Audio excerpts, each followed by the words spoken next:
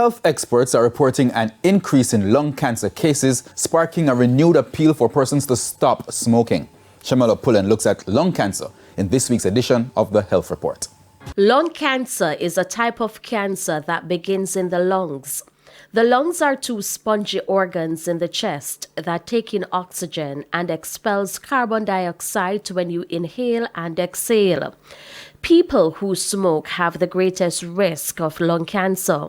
We're not necessarily smoking cigarettes, but what we're doing, which is a problem, is that we're using a lot of grabber, which is tobacco combined with the marijuana, and that can be a problem. Secondhand smoke can also lead to lung cancer.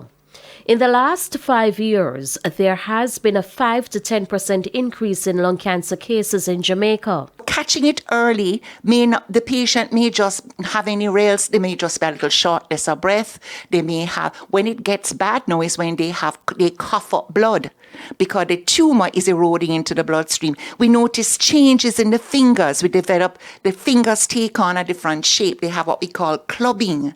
They have cough or they have fever and they are short of breath.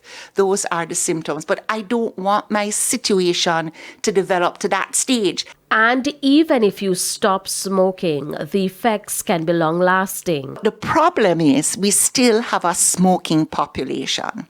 So even though I smoked and I saw the light and Jesus spoke to me and I stopped, the damage or insult that was done by that exposure is still there. So 10, 15 years later, I come with something on my lung that's new. And I go through a careful history and I find that you smoked in the past.